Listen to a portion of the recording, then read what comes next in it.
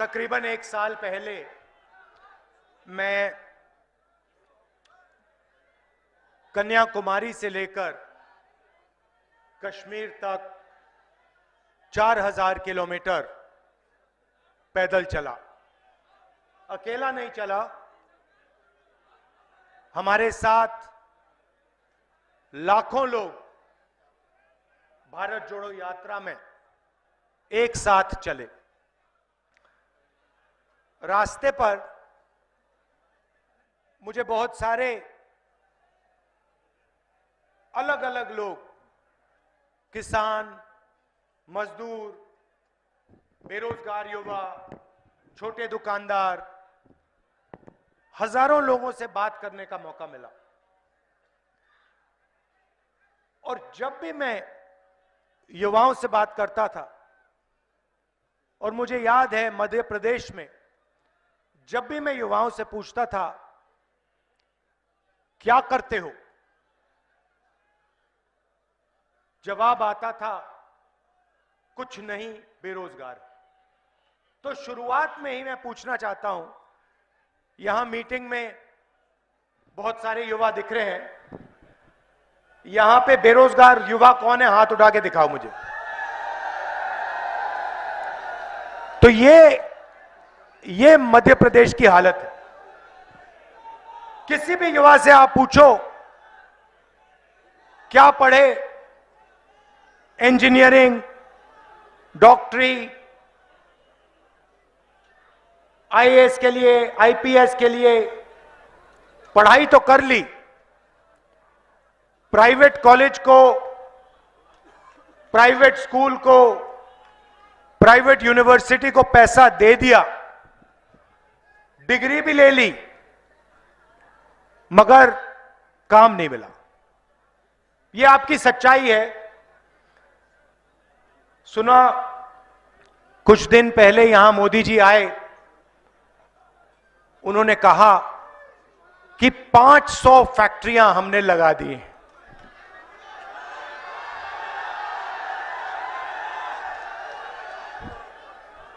पता नहीं, पहले आए थे कहा था 15 लाख रुपए बैंक अकाउंट में डाल देंगे, काले धन को मिटा देंगे, और अब मध्य प्रदेश में हमने 500 फैक्ट्रियां लगा दी हैं। किसी को दिखी है फैक्ट्रियां?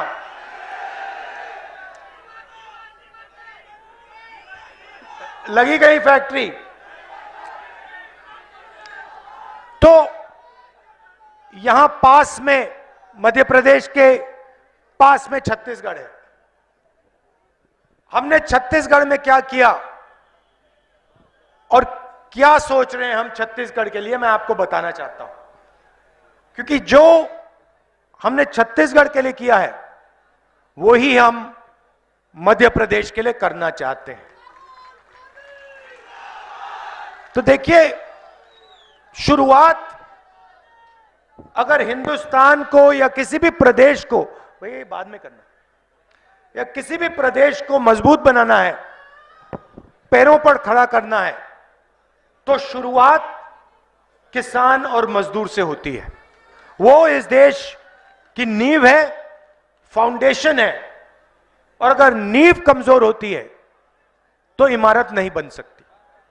तो छत्तीसगढ़ में हमारी क्या सोच, जो मध्य प्रदेश में हम करेंगे। सबसे पहले हमने छत्तीसगढ़ के किसानों को पिछले 5 साल में सही दाम देने की गारंटी करी। तो छत्तीसगढ़ में धान उगाते हैं। बीजेपी के समय तकरीबन 2000, भैया बैठ जाइए, बैठ जाइए, बैठ जाइए। बीजेपी के समय छत्तीसगढ़ में किसानों को तकरीबन 1800 रुपए धान के लिए मिलते थे। हमने चुनाव में गारंटी करके कहा, देखिए शुरुआत 2500 रुपए प्रति क्विंटल धान के लिए होगा। छत्तीसगढ़ में हमने यह वायदा किया, और आज छत्तीसगढ़ में धान के लिए सबसे ज्यादा पैसा, हिंदुस्तान में सबसे ज्यादा पैसा कांग्रेस पार्टी की सरकार किसानों को देती है। और दूसरा कदम हमने लिया, हमने कहा कि अगर किसान को सही दाम मिल रहा है और वो बढ़ता जा रहा है तो मजदूर को भी हमें पैसा देना पड़ेगा, और हर मजदूर को 7,000 रुपए प्रति महीना कांग्रेस पार्टी की सरकार वहां पे देती है। तो किसान को और मजदूर को हमने गारंटी करके कम से कम सही दाम और उनकी जेब में हमने पैसा दे दिया। हुआ क्या, किसान और मजदूरों ने अपने पैसे को कस्बों में, गांव में खर्च किया। छोटे दुकानदार के पास गए, चीजें खरीदी, मोबाइल फोन खरीदा, शर्ट पैंट जूते, यह सब खरीदना शुरू किया। और खरीदने के बाद छत्तीसगढ़ की अर्थव्यवस्था, जैसे गाड़ी का इंजन चालू होता है, छत्तीसगढ़ की अर्थव्यवस्था चालू हो गई। अब देखिए, कुछ ही दिन पहले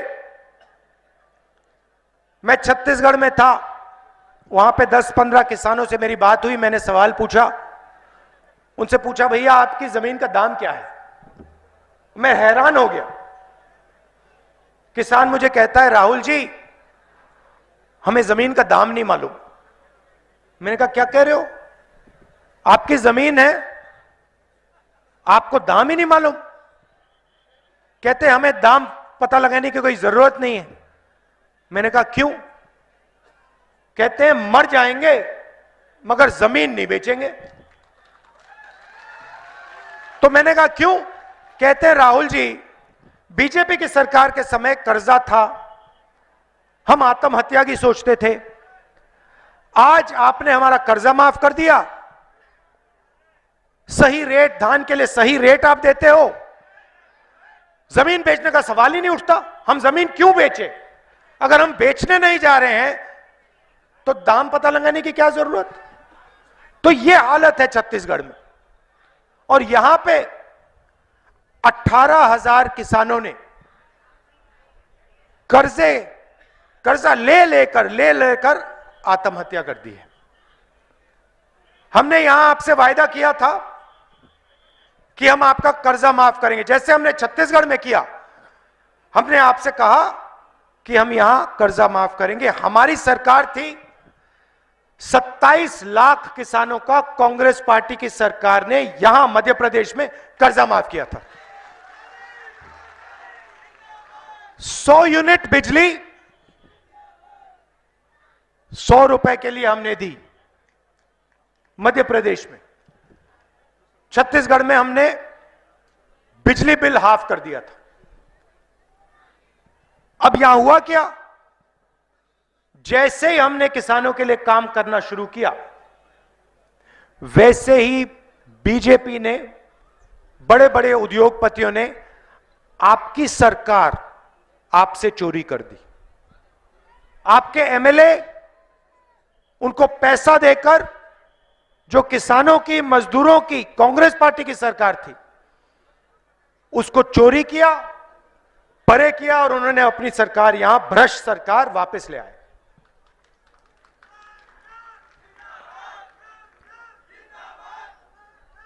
ये मध्य प्रदेश जो है भ्रष्टाचार का कैपिटल है, भ्रष्टाचार की राजधानी है ये हिंदुस्तान में।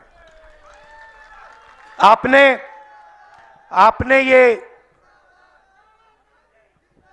तोमर जी के बेटे का वीडियो देखा?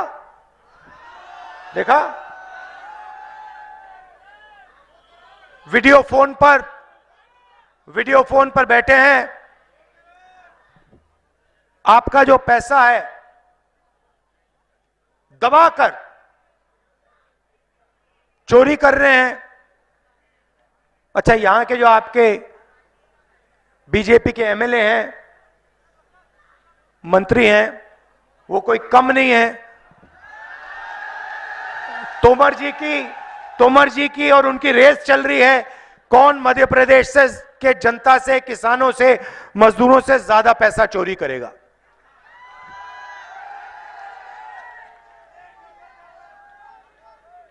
मगर नुकसान आपका हो रहा है। मैंने बेरोजगारी की बात की।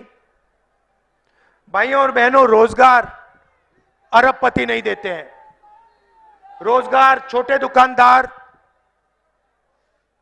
स्मॉल और मीडियम बिजनेस चलाने वाले,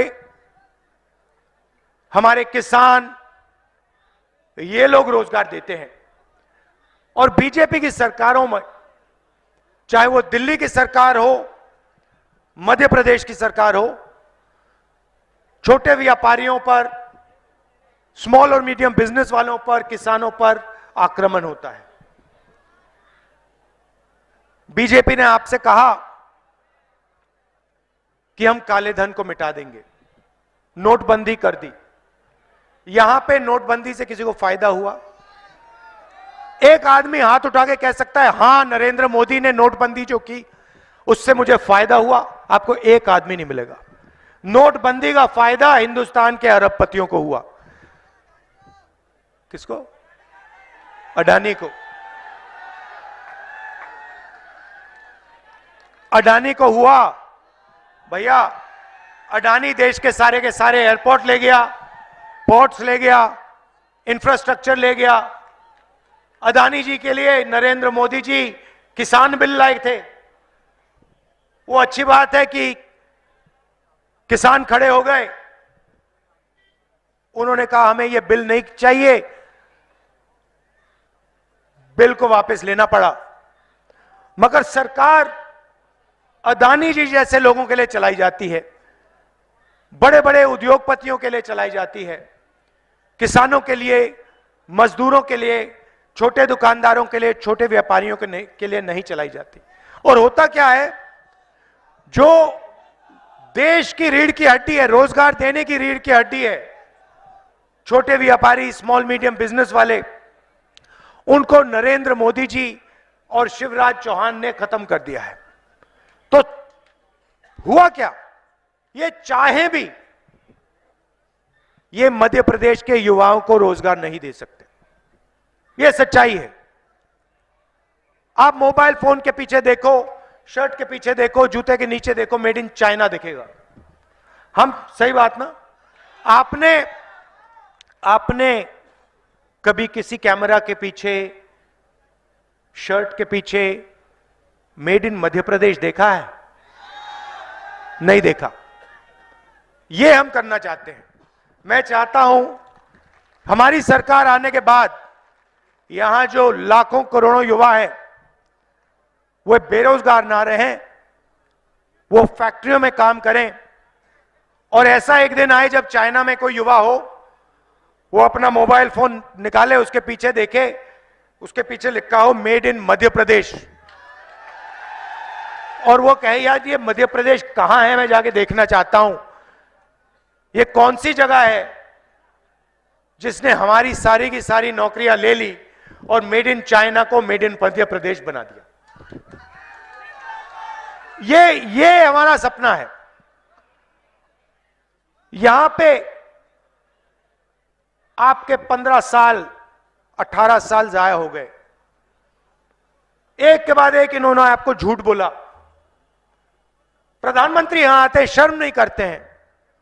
पूरा मध्य प्रदेश जानता है कि मध्य प्रदेश में एक कारखाना नहीं खुला, और यहां प्रधानमंत्री आके कहते हैं हमने मध्य प्रदेश में 500 फैक्ट्रियां खोली हैं। शर्म की बात।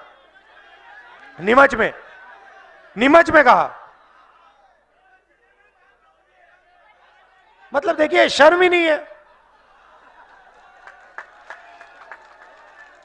मतलब जीरो शर्म है। चले जाते हैं, जो मन में आता है कह देते हैं। पता नहीं, मालूम ही नहीं होगा, पता नहीं क्या है, मगर शर्म नहीं है कि यहां आकर जनता से कह सकते हैं कि भैया 500 फैक्ट्रियां हमने खोली हैं और सोचते हैं कि जनता को कोई आइडिया नहीं, कोई समझ नहीं। अजीब सी बात है। हमने भी वायदे किए हैं। मैंने यहां आकर पिछली बार कहा था हम किसानों का कर्जा माफ करेंगे, हमने कर दिया। हम यहां झूठ बोलने नहीं आए हैं। गैस सिलेंडर कितने का मिलता है? 1200 का। आप लिख लो, चुनाव के बाद यहां मध्य प्रदेश में 500 रुपए का गैस का सिलेंडर हो जाएगा। और जैसे हमने कर्जा माफी की पिछली बार वायदा किया था, इस बार हम उस काम को पूरा करेंगे। 2 लाख रुपए तक का कर्जा मध्य प्रदेश के किसानों का हम माफ कर देंगे। मैंने तो अपने चीफ मिनिस्टर से कह रखा है, कर्नाटक, राजस्थान, हिमाचल, चीफ मिनिस्टर से कह रखा है, देखिए जितना पैसा बीजेपी के लोगों ने अरबपतियों को दिया है, उतना पैसा हमें किसानों को, मजदूरों को, उतना ही पैसा उनकी जेब में डालना है।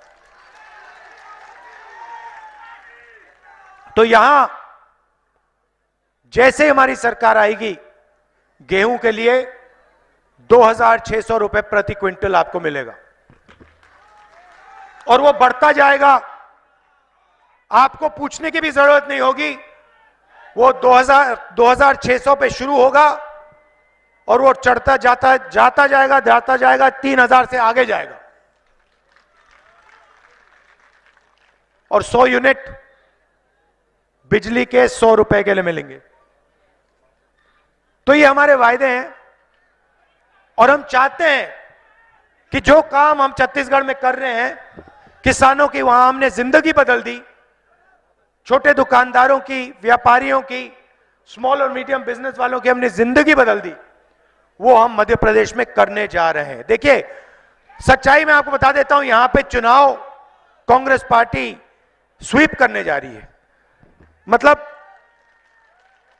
भारी बहुमत से कांग्रेस पार्टी मध्य प्रदेश में चुनाव जीतेगी और हमारी सरकार आएगी। तो उसके बाद हमारी जिम्मेदारी बनती है।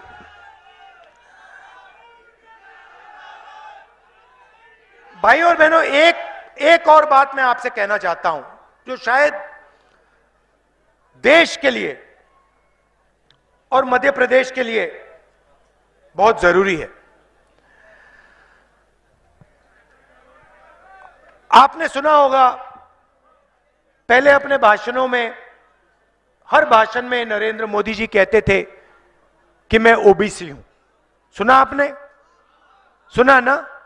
जहां भी जाते थे कहते थे मैं ओबीसी हूं, ओबीसी हूं, ओबीसी हूं। अब जब से मैंने जाति जनगणना की बात शुरू की है, तब से नरेंद्र मोदी जी कह रहे हैं हिंदुस्तान में कोई जात नहीं है, सिर्फ गरीब है।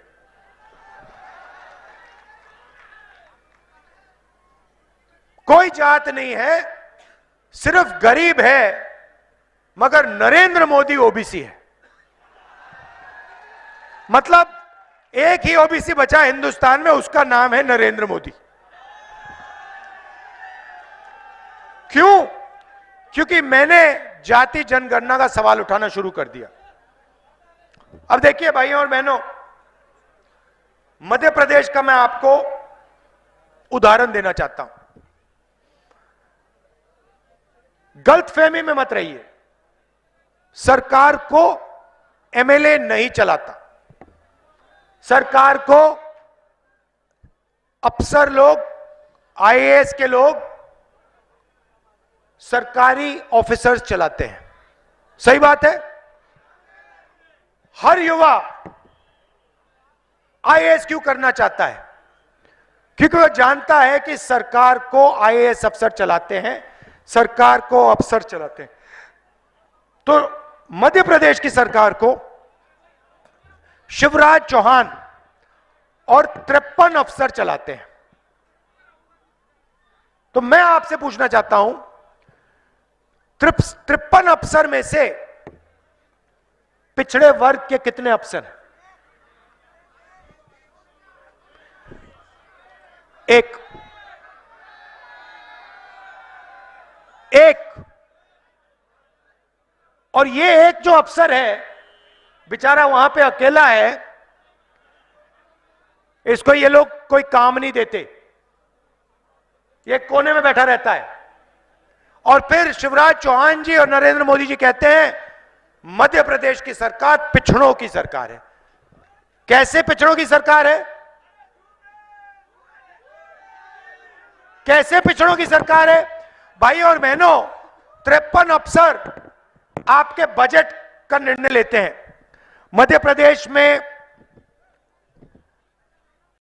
स्वास्थ्य के लिए कितना पैसा जाएगा, नीमच कितना पैसा जाएगा, शिक्षा के लिए कितना पैसा जाएगा, सड़कों में कितना पैसा जाएगा, स्कूल कॉलेजेस में कितना पैसा जाएगा, ये सब ये 53 अफसर लेते हैं।